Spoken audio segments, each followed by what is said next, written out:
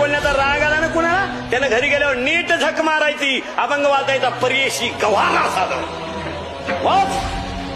रामाला वनवासाला जावं लागलं, कर्मगती दशरथाला भोगावी लागली, लंका सोन्याची असणारा भीक मागायला लागला. ध्यानात ठेवा, कर्मगती येणे नका होऊ. 100 पोरं असणारा धृतराष्ट्र असा मेला.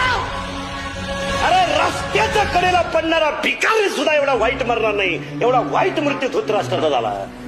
100-50 खाणारे जरा श्रुतीवर राहा. मग तुमची पोरं केंद्रात पहिले काय येईन कधी. म्हणून महिला मंडळाला सांगतो, मला थरथरायला लावू नका, मला दम निघत नाही. पोराला बिस्किट मिळालं नाही तर भाकरी चारा, पोराला दूध मिळालं नाही तर पिठाचं पाणी चारा. नवऱ्यानं नंबर 2 करून आणलेल्या पैशाचे बदाम सुद्धा पोराला चारू नका. द्यायला ठेवा.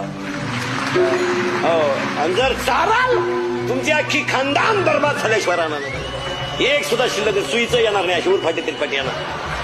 तुम्ही श्रीमंताच्या घरात जा, 4-4 भाज्या आहे, कोण उभ्यानं मुततो, कोण वाकून मुकतो, कोण पुढं कणतो, मग नळीनं संडास घालायची बाली. ती संडास होत नाही.